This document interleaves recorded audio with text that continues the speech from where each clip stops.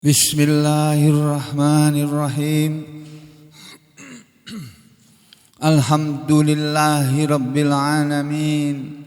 Wassalatu wassalamu ala rasulillah wa ala alihi thahirina ajma'in. Amma ba'du ayuhan nas, ittaqullaha mastata'tum wasma'u wa ati'u la'allakum turhamun. Para muslimin rahimakumullah, kemarin kita mempelajari tafsir surah yang ke-77, surat ke-77, namanya surah Al-Mursalat, ya.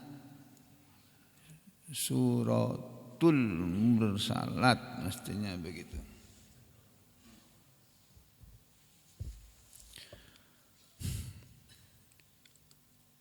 Ada sebuah hadis yang diriwayatkan Imam Al-Bukhari mengenai surat ini.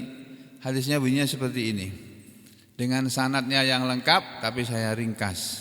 An Abdillah, dari sahabat Abdullah. Kalau kita baca kitab hadis, terutama kitab Sahih Bukhari dan Sahih Muslim, lalu ada kata-kata dari Abdullah gitu saja. Padahal Abdullah di zaman Nabi yang namanya Abdullah itu bukan hanya satu orang. Itu yang dimaksud adalah Abdullah bin Mas'ud. Kalau tidak ada embel-embel di belakangnya, Abdullah ibni Mas'ud. Di sini dikatakan ana Abdillah, dari Abdullah, huwa, dia si Abdullah ini adalah ibnu Mas'udin, anak laki-lakinya Mas'ud. Jadi Abdullah bin Mas'ud sahabat Nabi yang ahli dalam soal tafsir Al-Quran, selain sahabat Ibnu Abbas dan para sahabat-sahabat yang lainnya. Qala, Ibnu Mas'ud sahabat Nabi ini berkata, bainama nahnu, ketika kami sedang bersama an-nabiyyin, Nabi sallallahu alaihi wasallam, kata Ibnu Mas'ud begitu, fi ghori Mina, kami sedang berada di dalam fi ghorin, dalam sebuah gua, di Mina. Nah, kalau nanti ke Mekah ya, nanti lihat Mina. Kalau lagi umrah tuh biasanya di bawah Plesir, Tamasya, apa namanya, Pak? Jalan-jalan teman. Tur. Tinggal rombongannya maunya kemana gitu ya. Tur itu nanti diajak. Ini loh, kalau musim haji di sini nih, Mina tempatnya, sini nih gitu, kita tahu.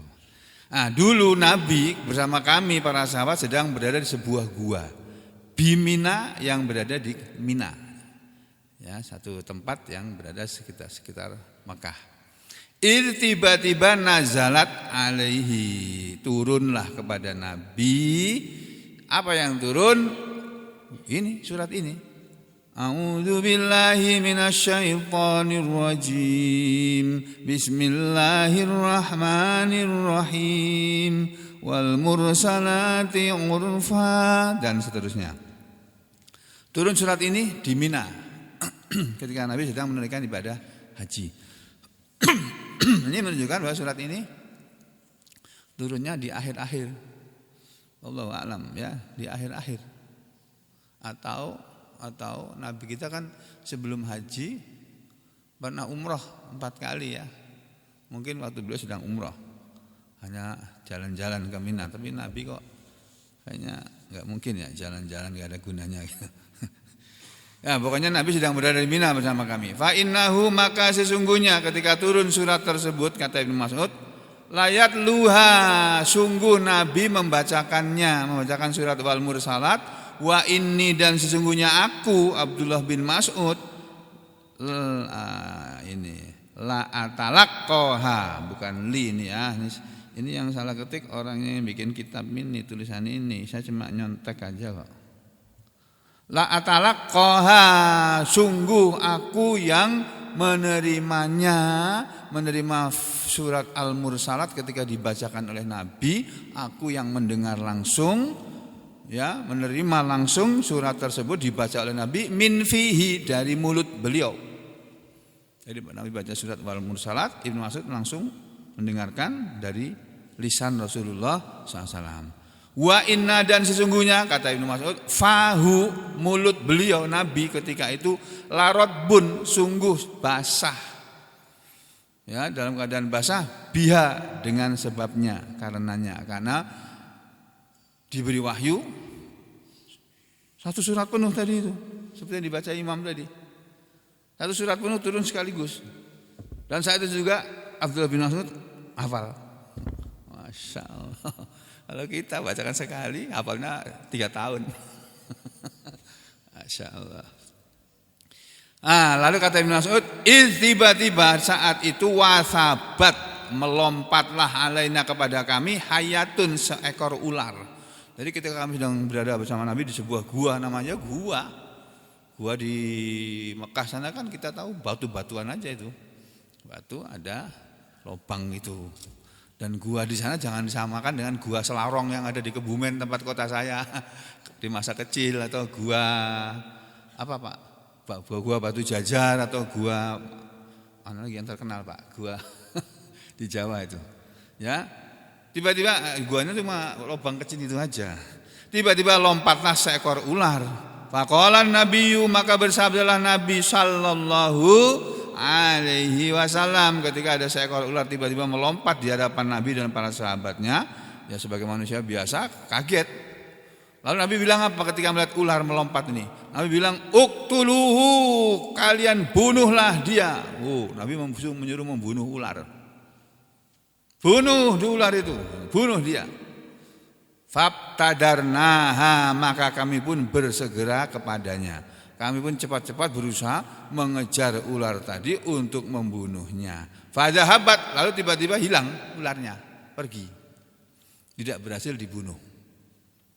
Faqalan nabiyyu, maka bersabdalah Nabi SAW melihat kejadian itu. Nabi SAW bersabda begini ketika melihat para sahabatnya disuruh membunuh ular tapi tidak berhasil. Nabi bilang begini, wukiyat, telah terjaga ya ular itu tadi dari syarrokum, keburukan kalian. Kalian mau berbuat buruk, jahat kepada ular tadi untuk membunuhnya, karena aku yang nyuruh. Tapi dia dijaga oleh Allah, ternyata dia terlindung dari keburukan kalian. Kama, sebagaimana wukitum, kalian pun terjaga, terlindung dari syarroha, kejelekan atau bahaya ular itu tadi. Jadi sama-sama terjaga dari dari ular. Aduh, mulai ngantuk saya. Semalam saya nggak tidur, sama sekali nggak tidur.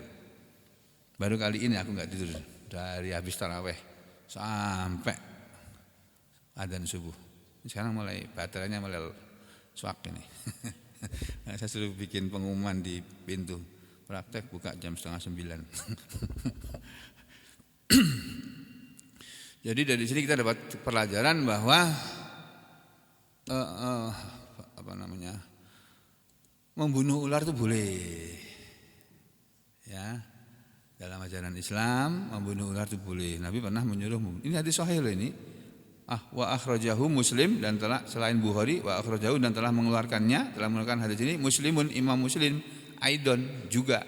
Jadi Imam Muslim juga meriwayatkan hadis ini min tariqil A'mas, dari jalan periwayatannya Al-A'mas. Sahih Bukhari di hadis nomor 1830, Sahih Muslim di hadis nomor 2234. Jadi dari sini kita ada pelajaran bahwa surat Al-Mursalat turun ketika Nabi sedang berada di Mina. Ya, itu. Berarti kalau begitu mestinya surat ini termasuk surat Madaniyah. Tetapi sebagian ahli tafsir mengatakan wahia makiyah. Surat ini surat makiyah. Mayoritas jumhur ulama mengatakan surat ini makiyah. Wallahu a'lam bishawab. Riwayat ini dibawakan dalam rangka apa, saya belum mendalaminya ya. Ini saya bacakan aja kepada kita semua di sini untuk pengetahuan. Wa qala al-Imam Ahmad, dan telah berkata Imam Ahmad bin Hanbal radhiyallahu an rahimahullah, an Ibnu Abbas, dia meriwayatkan hadis dari Ibnu Abbas radhiyallahu anhuma, an ummihi, Ibnu Abbas mendengar hadis ini dari ibunya Ibnu Abbas. Ibnu Abbas ini namanya juga Abdullah juga. Abdullah bin Abbas, Abdullah ibnu Abbas. Kalau tadi Abdullah ibnu Mas'ud. Nanti ada lagi Abdullah ibnu Umar. Ada lagi Abdullah yang lainnya lagi. Banyak Abdullah namanya. Tapi binnya beda-beda. Yang ulama sahabat yang terkenal ini aja yang biasanya sering disebut. Ibnu Abbas mendengar cerita ini dari ibunya Ibnu Abbas. Nah, perlu diketahui yang Ibnu Abbas ini anaknya Abbas. Abbas itu pamannya Nabi. Ya, Abbas pamannya Nabi berarti Ibnu Abbas ini saudara sepupu Nabi. Itu cuma usianya jauh. Nabi udah 60-an atau 50 lebih gitulah, mendekati 60. Ibnu Abbas masih umur belasan tahun. Tapi kalau umurnya baru belasan tahun, pernah disuruh oleh Umar bin Khattab menghadapi ulama-ulama sahabat yang tua-tua umurnya. Itu artinya apa? Nah, Umar bin Khattab mengajari seseorang itu dihormati karena ilmunya. Makanya kalau saudara punya ilmu, jaga diri saudara, hati-hati kelakuannya, perilakunya, perilaku kita ini loh yang sudah diberi oleh Allah ilmu dijaga, omongannya dijaga. Ya sekali-sekali bercanda sih nggak apa-apa ya, tapi jangan bercanda terus ya. Terus perilakunya juga dijaga gitu. Ya itu. Nah ini kembali ke sini ya. Ibnu Abbas mendengar hadis dari ibunya, annaha bahwasanya dia ibunya Ibnu Abbas. Siapa namanya? Siapa yang ingat? Anggun ingat? Ummul Fadl. Ya. Ummul Fadl, Ibu Fadl. Wah, ini ibunya Ibnu Abbas ini sami'at telah mendengar an-nabiyya Nabi sallallahu alaihi wasallam yaqra'u sedang membaca fil maghribi dalam salat maghrib bil mursalat dengan membaca surat al-mursalati urfa ya, wal mursalati urfa. Ini hadis yang kedua. Hadis yang ketiga, wa fi riwayati Malikin, dan dalam hadis riwayatnya Imam Malik ya, Imam Malik ini penulis kitab hadis Al-Muwatta. An Ibnu Abbas, bersumber dari sahabat Ibnu Abbas radhiyallahu anhu, sahabat juga. Ini ceritanya lain. Anna Ummal Fadli, bahwa Ummu Fadl sami'athu telah mendengar Ibnu Abbas yaqra'u membaca surat wal mursalati urfa. Mas Saiful tadi mana orangnya? Mas Saiful tadi baca itu pakai lagunya siapa, Mas? Hah? Lagunya siapa? Niru siapa? Hah? Hanan At-Taqi. Oh, Hanan At-Taqi ya. Hanan At-Taqi ya. Aku enggak punya lagu ya. Laguku sendiri aja, karepku sendiri. Ya. Wal mursalati urfa. Ya. Faqalat lalu berkatalah Ummul Fadl kepada Ibnu Abbas, "Ya bunayya, wahai anakku," kata Ummu Fadl, "zakartani, engkau telah mengingatkan aku, biqiraatika dengan bacaanmu, dengan qiraahmu itu, hadhihi surata terhadap surat ini, dengan bacaanmu surat bacaan kamu akan surat ini mengingatkan aku annaha bahwasanya dia surat Al-Mursalat inilah akhiru sungguh merupakan surat yang terakhir yang masami tu apa yang aku telah mendengar min Rasulillahi dari Rasulullah sallallahu alaihi wasallam. Aku terakhir mendengar surat yang dibaca Nabi ya surat Al-Mursalat. Sebelum itu, setelah itu beliau meninggal, sudah enggak pernah dengar bacaan Al-Qur'an Nabi lagi nih. Kata Ummul Fadl begitu. Ya. Yaqra'u biha, beliau waktu itu membacanya fil maghribi di dalam salat maghrib. Ini hadis akhrajahu. Dua orang ahli hadis itu telah mengeluarkan hadis ini fi sahihaini dalam dua kitab sahihnya. Jadi maksudnya hadis ini diriwayatkan oleh Imam Al-Bukhari dan Imam Muslim min tariqi Malik, dari jalan periwayatannya Imam Malik bihi dengan sanadnya. Nah ini hadisnya di nomor 763 di Sahih Bukhari, beda dengan yang tadi ya. Dan di Sahih Muslim di hadis nomor 462. Nah, setelah Ibnu Katsir membawakan 3 riwayat ini, baru beliau mulai menjelaskan surat ini. Penjelasannya kemarin sudah sebagainya disampaikan, tapi secara modeling aja, secara global aja. Sekarang kita cek penjelasan surat Al-Mursalat tadi dari kitab-kitab tafsir, baru sebagian saja loh ya. Yang saya sukai nomor 1 Tafsir Al-Baghawi, nomor 2 Tafsir Ibnu Katsir, nomor 3 Tafsir Al-Qurtubi, nomor 4 Tafsir Asy-Syaukani ya, Fathul Qadir Imam Syaukani. Nomor 1 2 3 4 ya. Al-Baghawi, kemudian Ibnu Katsir, Al-Qurtubi, Fathul Qadir, nomor 5 Mafatihul Ghaib, Fakhrur Razi. Senang saya baca. Ya, dan masih banyak kitab-kitab tafsir yang lainnya yang punya Abu Hayyan itu juga bagus ya. Tapi ya isinya kurang lebih sama aja sih. Jadi kalau baca itu loh kok sama. Akhirnya ya diambil salah satu aja sama ya. Nah, ini tafsirnya baik dari Ibnu Katsir maupun Imam Al-Baghawi ya. Ini Saudara lihat nih. Allah berfirman, A'udzubillahi minasyaitonir rajim.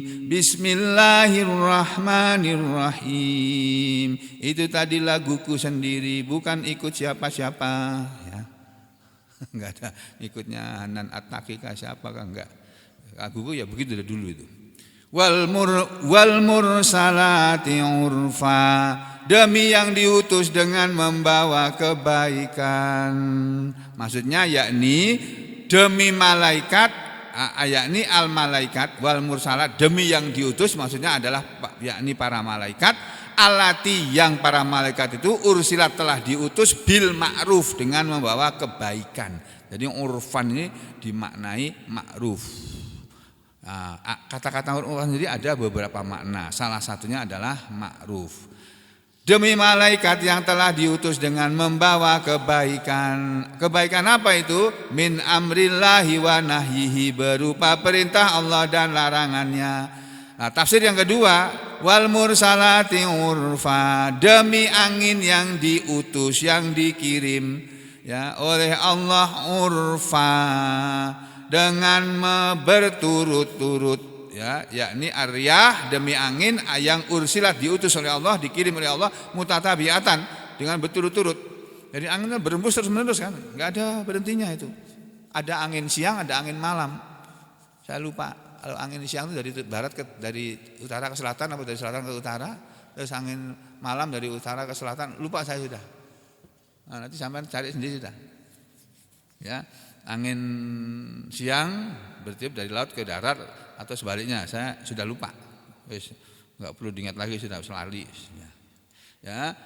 Demi angin, ada yang mengatakan demi malaikat. Yang lebih populer yang diikuti kebanyakan ahli tafsir adalah demi malaikat. Fala sifati asfa, demi malaikat yang terbang dengan sebenar-benar terbang. Ya, atau fala sifati asfa, yakni demi angin yang bertiup dengan kencang. Asfa, angin yang bertiup kencang. Kalau ini diartikan angin yang asfan, tiupannya kencang. Asfan itu tiupan kencang, tiupan angin yang keras, kayak angin topan, angin ribut, angin puyuh. Angin puyuh ada ya? Ada ya? Ada ya? Terus yang kayak gini tuh angin apa itu? Puting beliung. Nah, itu dia puting beliung. Nah, kayak gitu tuh. Itu tuh angin yang asfan itu. Yang ketiga, wan nasyirati nasyra, demi yang menyebarkan dengan sebenar-benar menyebarkan. Apa itu yang dimaksud dengan demi yang menyebarkan? Ya, yaitu kalau ayat yang ketiga ini tafsirnya begini ya. Sama, yang pertama demi angin yang menyebarkan, yang berhembus. Demi angin yang berembus dengan sepoi-sepoi nasra, yakni ar-riyah al-layyinah, angin yang lembut, yang kalau bertiup pelan-pelan, nyaman. Ada anginnya itu. Wah, ini kalau ada angin dari AC itu masuk ke sini sampai kena mata sampean pada guring semua ini. Ya, itu. Kemudian hiyar riyah, angin ini adalah angin yang alati yursiluhallah, Allah mengirimkannya. Angin yang disebut oleh Allah dalam ayat 3, wan nasirati nasra, demi angin yang berembus dengan lembut, demi angin yang berembus dengan sebenar-benar berembus, sepoi-sepoi, dengan sepoi-sepoi. Itu maksudnya angin yang Allah kirim busron, sebagai kabar gembira, baina yaday rahmatih, di hadapan rahmatnya. Jadi sebelum turun hujan biasanya ada angin yang bertiup. Nah, angin yang bertiup kalau pelan-pelan ini nasirat. Kalau anginnya kencang, yang di depan tadi yang asifat, gitu ya. Nah, sebelum turun hujan ada angin yang lewat biasanya. Nah, hujan itu sendiri adalah rahmat Allah. Baru tadi pagi pas sahur saya mendengarkan Gus Baha pidato pengaji santri. Saya senang mendengarkan Gus Baha kajiannya itu. Beliau ahli fikih itu, ahli fikih di Indonesia ini. Setelah Kiai Haji Profesor Hasbi Asyidiki, baru dia ini Gus Baha ini yang saya tahu, ya, ahli ulama yang khusus ahli fikih. Jadi bicara tentang ilmunya, menyinggung ini hujan. Hujan itu rahmat. Jadi kalau sampean takut sama hujan, lari dari hujan, berarti sampean lari dari rahmat Allah. Kata Gus Baha begitu. Ya, hiyar riyahul lati tansurus sahab. Wan nasirat ini adalah angin, kalau diartikan angin maka dia adalah angin yang tansuru, menyebarkan as-sahab, awan-awan. Wa ta'ti, dan dia datang bil mator, dengan membawa hujan. Jadi angin itu yang bertiup membawa awan, menggiring awan, lalu kemudian datanglah hujan bersama datangnya angin. Nah, tafsir yang kedua, wan nasirati nasra, demi yang menyebarkan dengan sebenar-benar penyebaran. Maksudnya demi malaikat yang mereka malaikat itu tadi yansurunal kutuba, mereka menyebarkan kitab-kitab Allah. Itu wan nasirati nasra. Ayat yang keempat, fal fariqati farqa, lalu demi yang memisahkan dengan sebenar-benar memisahkan. Guru saya itu sukanya mengartikannya begitu. Fal fariqati, lalu demi yang memisahkan, farqon, sebenar-benar memisahkan. Kalau dalam terjemah itu biasanya apa? Membeda. Tadi aku mau baca menjelaskan apa? Aku tadi bilang apa? Memisahkan, membedakan, ya, yang lebih tepat membedakan. Fal fariqati farqa, lalu demi yang membedakan dengan sebenar-benar membedakan. Apa maksudnya demi yang membedakan? Yaitu sama, demi al malaika, para malaikat yang takti, datang malaikat tadi, bima, dengan membawa apa yang yufarriku, apa yang dibawa oleh malaikat itu bisa memisahkan atau membedakan bainal haqqi wal batil, antara kebenaran dan kebatilan, antara kebenaran dan kesesatan. Yang lain mengatakan ya ayul Quran, ya, bahwa demi yang memisahkan dengan sebenar-benar memisahkan, itu maksudnya demi Al-Quran, bukan demi malaikat. Demi Al-Quran yang membedakan, yang yufarriku, Al-Quran pun membedakan bainal halali wal haram, antara yang halal dan haram. Yang kedua, tafsir ini wa fal fariqati farqa adalah hiyar riyah, dia adalah angin. Angin pun dia bisa disebut sebagai yang memisahkan atau yang membedakan.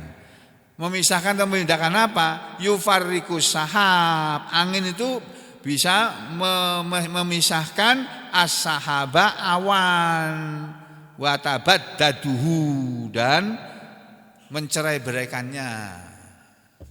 Jadi awan yang bersatu oleh angin dicerai-beraikan.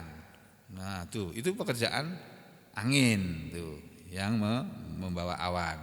Lalu pada ayat yang kelima, ini semuanya tadi sumpah Allah nih. Dari wal mursalati urfa fal asifati asfa wan nasyirati nasra fal fariqati farqa fal mulkiyati dzikra fal mulkiyati lalu demi yang melemparkan atau memberikan dzikron peringatan. Demi yang memberikan peringatan apa maksudnya? Yakni demi malaikat yang tulki dzikra memberikan, tulki asalnya melemparkan, tapi maksudnya memberikan adzikra peringatan ilal anbiya kepada para nabi. Ya, ini maknanya begitu. Nadhiruha sebagai bandingannya adalah ayat lain dalam surat Ghafir surat ke-40 ayat 15. Ada ayat yang berbunyi yulkir ruha min amri. Ya, kita lihat surat Ghafir surat ke-40 ayat 15. Surat ke-40 yang enggak ada tafsirnya. Mana ya? Ini semuanya ada pakai tafsir semua ini. Yang ini aja deh. Surat Ghafir ya, atau surat Al-Mu'min sama saja itu ya. Surat Ghafir atau surat Al-Mu'min itu ayat 15. Kita baca surat Al-Ghafir coba. A'udzu billahi minasyaitonir rajim. Bismillahirrahmanirrahim. Hamim. Tanzilul kitabi minallahil azizil alim. Penurunan Al-Qur'an itu dari Allah yang Maha Gagah Perkasa dan Maha Mengetahui. Ghafiriz dzambi wa qabilit taubi syadidil iqabi dzit taul la ilaha illa huwa ilaihil masir. Allah yang menurunkan Al-Qur'an itu adalah ghafiriz dzambi, yang bisa mengampuni dosa, wa qabilit taubi, dan yang bisa menerima tobat, syadidul iqab, yang Allah itu juga amat dahsyat siksaannya, tetapi juga dzitaul, mempunyai kekayaan ya, taul ya. Allah itu mempunyai semua kekayaan. La ilaha illahu, tidak ada sesembahan kecuali Dia. Ilaihi, kepada Dialah al-masir, tempat kembali segala sesuatu. Jadi kita semua akan kembali kepada Allah. Semua yang kita punya akan kembali kepada Allah. Istri kita akan kembali kepada Allah. Anak kita akan kembali kepada Allah. Kita sendiri juga akan kembali kepada Allah. Orang tua kita, saya punya orang tua, dua-duanya sudah kembali kepada Allah. Ya, jadi semuanya akan kembali kepada Allah. Karena semuanya berasal dari Allah. Tuh. Terus ayat yang keempat, ma yujadilu fi ayatillahi illal ladzina kafaru fala yaghrurka taqallubuhum fil bilad. Mayu jadilu, tidak akan mendebat, tidak akan membantah fi ayatillahi, pada ayat-ayat Allah, illa kecuali alladzina, orang-orang yang kafaru, mereka mengingkari atau mereka kafir. Jadi tidak ada yang mendebat Al-Qur'an itu kecuali orang kafir. Orang beriman mendengar Al-Qur'an dibacakan, dengar, terima, dengar, terima, enggak ada. Kok gitu sih, enggak ada ceritanya orang beriman. Dapat ilmu Al-Qur'an diterima, seberat apapun konsekuensinya diterima. Nah, yang suka mendebat Al-Qur'an itu hanya orang kafir. Lalu Allah berpesan kepada kita, fala yaghrurka taqallubuhum fil bilad, maka jangan sampai menipu kamu wahai Muhammad, taqallubuhum, bolak-baliknya mereka orang-orang kafir, fil bilad, di dalam negeri-negeri itu. Jadi zaman Nabi orang-orang kafir itu pekerjaannya pergi ke sana kemari. Cari apa? Cari duit, cari dunia. Itu pekerjaannya orang kafir. Hari-hari mereka isi dengan cari dunia. Pulang pergi bolak-balik ke negeri-negeri, kemana-mana hanya untuk berniaga saja.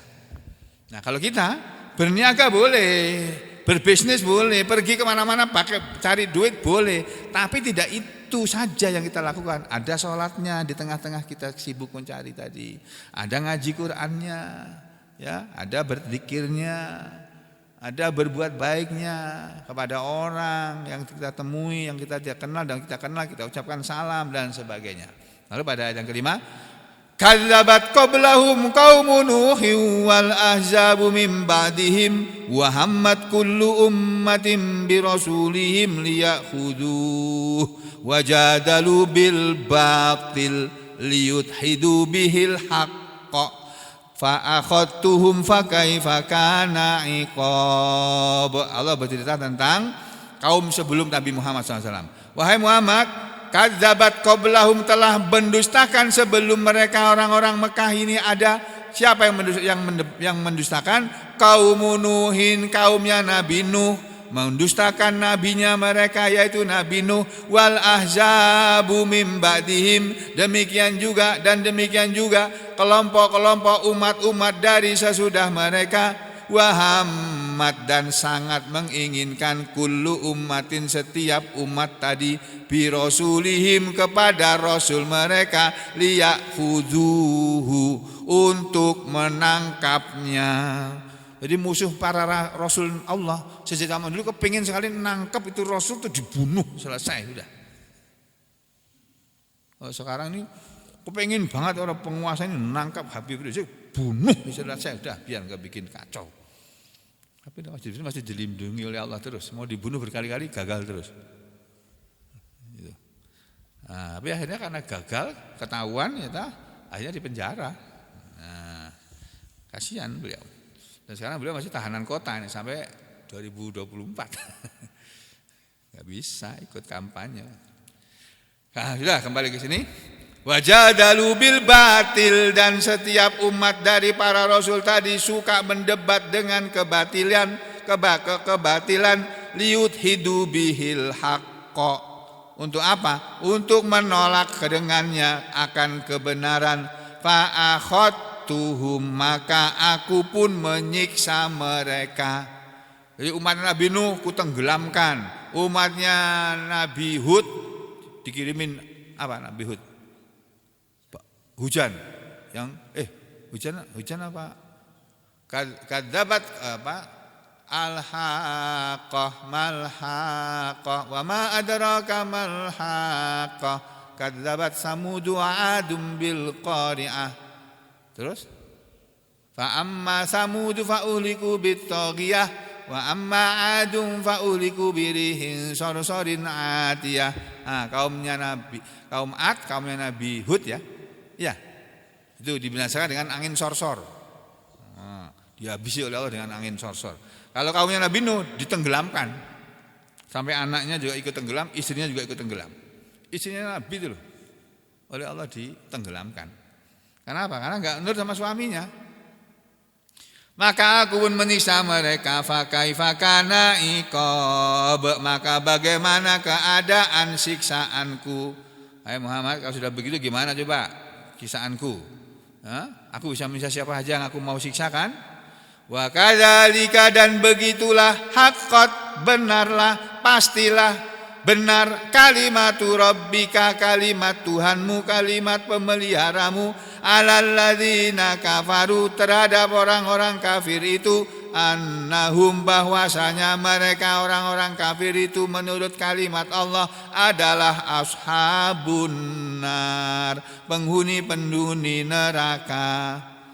Alladzina yahmiluna al-arsya wa man haulahu, mereka yang memikul ars, para malaikat yang mereka selalu memikul ars Allah, wa man haulahu, dan siapa saja yang ada di sekeliling Allah, yusabbihuna, mereka para malaikat itu selalu bertasbih, bihamdi rabbihim, dengan memuji Allah Tuhan mereka, wa yu'minuna bih, dan mereka para malaikat selalu beriman kepadanya, kepada risalah yang dibawa oleh setiap rasul, wa yastaghfiruna, dan mereka selalu memintakan ampun lilladzina amanu, untuk orang-orang yang beriman. Jadi kalau kita beriman, Pak, tiap hari didoakan oleh malaikat. Habis sholat dulu, Pak, habis sholat sampean salam, assalamualaikum warahmatullahi wabarakatuh. Kalau ngimami suaranya yang keras. Kan tadi imam tadi itu baru kutunjuk sekali, dia masih grogi, dia suaranya enggak keras, coba keras sedikit, lantang sedikit, sadap itu, sedap itu. Nah itu Kalau wah itu kan sadap itu kan. Nah, hanya karas begitu ya. Kayak Pak Amir tuh kalau imam itu aduh karas negara saingan itu. Ya. Wa yastaghfiruna lilladzina amanu, dan mereka para malaikat itu selalu memintakan ampun untuk orang-orang yang beriman. Setiap kali kita habis sholat, assalamualaikum warahmatullahi wabarakatuh, assalamualaikum, belok menoleh ke kanan, menoleh ke kiri. Terus kita tidak beranjak, tidak berubah posisi kita, posisi kaki kita, itu didoakan oleh malaikat tuh. Allahumma fillahu warhamhu, Allahumma fillahu warhamhu, Allahumma fillahu warhamhu. Terus itu malaikat tuh doakan kita terus. Begitu sampai merubah posisi kaki, ini untuk makmum loh ya, untuk imam lain. Imam itu beda. Untuk makmum ini loh. Makmum jangan niru imam, sama sebagai makmum ya jadi makmum, jangan ikut-ikut imam. Yang jadi imam jangan ikut-ikut makmum. Imam ya imam. Apa yang harus jalan oleh seorang imam, ikuti cara Rasulullah SAW. Jadi ketika kita salam itu selama posisi kaki kita belum berubah, didoakan, dan selama belum hadas, belum kentut, dan selama belum berbicara dengan sebelahnya. Begitu ngomong-ngomong dengan sebelahnya, berhenti malaikat mendoakan. Nah itu ya. Jadi habis salam jangan pindah tempat sampean. Ada orang-orang nggak ngerti kan, habis salam pindah tempat, cari tempat longgar di belakang sandaran. Aduh sayang itu, nggak dimintakan ampun sama malaikat. Wa yastaghfiruna lilladzina amanu, dan para mereka selalu memintakan ampun untuk orang-orang yang beriman. Doa mereka pun mendoakan begini, Rabbana wahai Rabb kami wasi'at kulla syai', Rabbana wasi'ta kulla syai'ir rahmah, wahai Rabb kami engkau maha luas akan segala sesuatu, rahmatan rahmatnya, wa ilman dan ilmunya. Wahai Allah Tuhan kami, engkau itu maha luas rahmatnya dan ilmunya. Faghfir maka ampunilah lilladzina tabu, untuk orang-orang yang mereka mau bertobat, wattaba'u sabilaka, dan orang-orang yang mereka mau mengikuti jalanmu, waqihim azabal jahim, dan selamatkanlah mereka dari siksaan neraka jahim. Ini Pak, Allah memberitahu pada kita itu didoakan oleh para malaikat kalau kita menjadi manusia yang beriman. Diem aja gitu didoakan oleh malaikat kok. Malaikat yang mendoakan itu supaya diberi rahmat Allah karena Allah maha luas rahmatnya, supaya diberi ilmu oleh Allah karena Allah maha luas ilmunya, dan dimintakan ampun. Ya, yang dimintakan ampun oleh malaikat siapa? Orang-orang yang mau bertobat dari segala dosanya, mau meninggalkan masa lalunya, masuk hijrah ke masa sekarang. Ya, tinggalkan kebiasaan buruknya, menjalani kebaikan, kemudian mengikuti jalan Allah, wattaba'u sabilak, didoakan oleh malaikat supaya diselamatkan dari azab yang pedih di neraka jahim. Terus ada lagi doanya, Rabbana wa adkhilhum jannati adnin allati wa'adtahum wa man shalaha min abaihim wa azwajihim wa dzurriyyatihim innaka antal azizul hakim. Rabbana wahai Rabb kami, wahai Tuhan kami. Ini masih doanya malaikat tadi nih. Wa adkhilhum, dan masukkanlah mereka orang-orang yang beriman itu jannati aden, ke dalam surga Aden, ke dalam surga yang kekal, jannah yang kekal, allati wa'adtahum, yang engkau telah menjanjikan kepada mereka, waman, dan masukkanlah juga siapa saja yang sholaha baik, dan siapa saja yang soleh, min abaihim, dari bapak-bapak mereka, wa azwajihim, dan istri-istri mereka, wa dzurriyyatihim, dan keturunan-keturunan mereka, innaka antal azizul hakim, sesungguhnya engkaulah yang maha gagah perkasa dan engkaulah yang maha bijaksana. Waqihimus sayyi'at, dan jagalah mereka dari segala keburukan. Masya Allah, doanya malaikat panjang banget ini. Wa man taqis sayyi'ati yauma'id, dan siapa yang menjaga kejelekan. Siapa yang terjaga dari kejelekan yauma idzin pada hari itu, faqad rahimtah, maka sungguh dialah orang yang engkau telah memberi rahmat kepadanya. Wa dzalika huwal fauzul azim, dan itulah dia suatu kemenangan yang besar. Nah, kalau orang beriman didoakan oleh malaikat. Sebaliknya orang yang enggak beriman gimana? Ini ayat berikutnya ini. Innal ladzina kafaru yunadawna lamaqtullahi akbaru mimma qatikum anfusakum id tud'auna ilal imani fatakfurun. Sesungguhnya orang-orang yang kafir itu ya Allah, yunadawna, mereka itu diseru, diajak. Yunadawna ya, mereka diseru, mereka akan berseru. Yunadawna. Ya, mereka akan berseru di akhirat nanti, lamaqtullahi akbar, sungguh kemurkaan Allah itu lebih besar, mimmaqtikum anfusakum, daripada kemurkaan kalian terhadap diri-diri kalian sendiri. Il tud'auna ilal iman, ketika mereka diseru, ketika kalian diseru, diajak ilal iman, kepada iman, fatakfurun, lalu kalian mengingkari, kalian kafir. Jadi orang-orang kafir kan ketika diajak iman enggak mau. Nanti di akhirat dia akan mencela dirinya sendiri. Kenapa sih dulu aku enggak mau nurut sama Rasul? Kenapa sih dulu aku enggak mau baca Quran? Dia akan mencela dirinya sendiri. Malaikat bilang, kemurkaan Allah kepada kamu lebih besar daripada kemurkaan kamu pada diri kamu. Nah, terus apa kata ayat ini selanjutnya? Qalu rabbana amattana snataini wa ahyaitana snatain fa'tarafna bidzunubina fahal ila khurujim min sabil. Ini perkataan orang kafir di neraka nanti di akhirat. Qalu, mereka berkata, rabbana, wahai Tuhan kami, amattana snataini, engkau telah mematikan kami 2 kali. Manusia itu kan matinya 2 kali. Waktu dia belum lahir dia dianggap mati. Waktu dia lahir hidup. Kemudian dia akan mati, dikubur, itu mati yang kedua. Terus akan hidup lagi, itu mati yang hidup yang kedua. Engkaulah yang telah mematikan kami 2 kali, wa ahyaitana snataini, dan engkaulah yang telah menghidupkan kami 2 kali. Fa'tarafna, lalu maka kami sekarang mengakui, bidzunubina, terhadap dosa-dosa kami. Fahal ila khurujim min sabil, maka adakah jalan kepada keluar, maka adakah ila kepada khurujin, tempat keluar, min sabil, dari jalan. Maksudnya, maka adakah jalan keluar dari neraka? Kami sekarang bertobat, minta ampun, kami mengakui dosa kami. Gak bisa minta ampun itu sekarang ini loh Pak, di dunia ini pas kita masih hidup. Kalau udah mati gak bisa minta ampun lagi sudah. Gak bisa istighfar, sampai diam aja kok. Sampai ini loh, kita mandikan mayat kan dia gak ngomong dia. Istighfar, gak bisa. Diam aja. Istighfar itu sekarang pas masih hidup ini gitu. Ya, dan istighfar itu manfaatnya luar biasa Pak. Makin banyak istighfar sampean urusannya mudah. Kalau pengen urusan hidup ini dimudahkan oleh Allah, banyak istighfar. Mbak Anggun banyak istighfar supaya tahun ini lulus.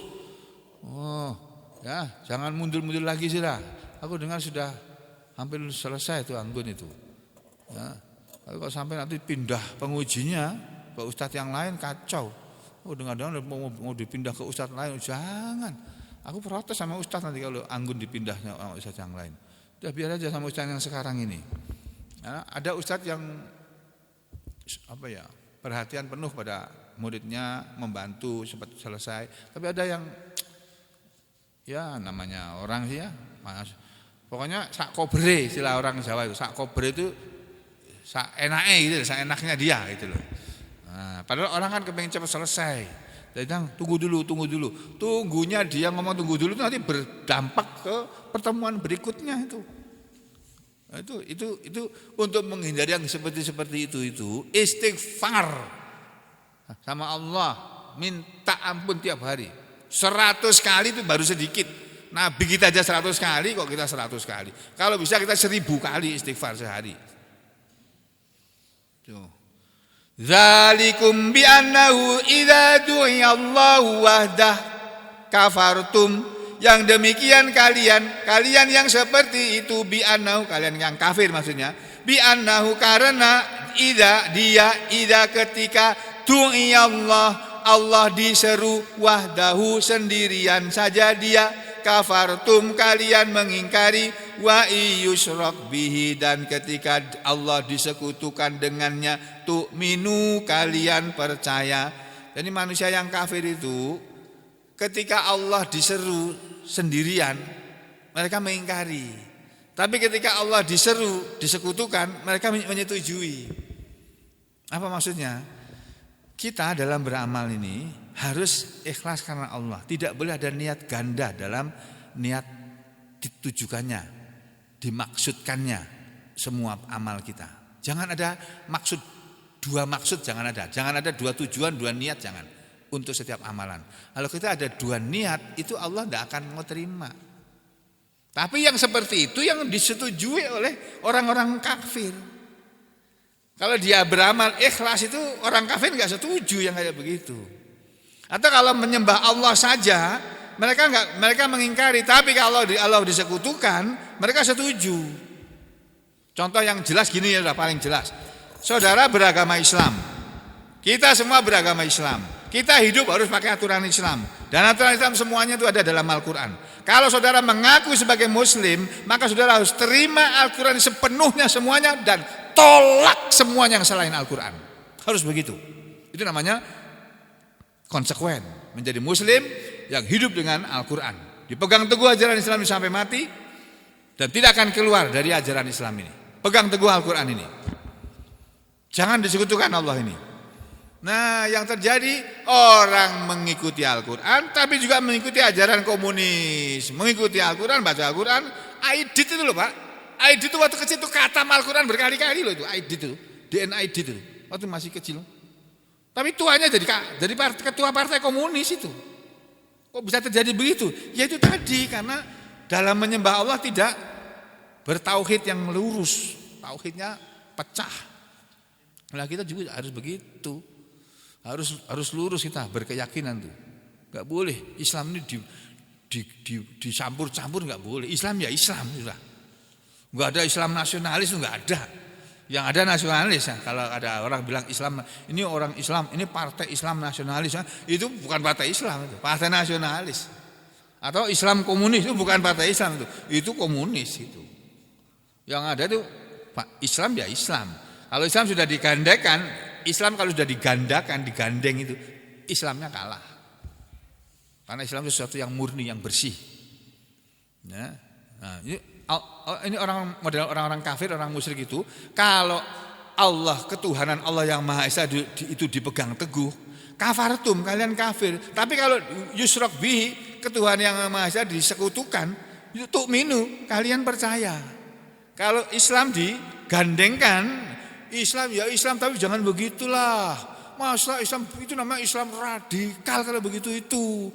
Islam biasa-biasa saja lah, enggak usah begitu-begitu amat itu.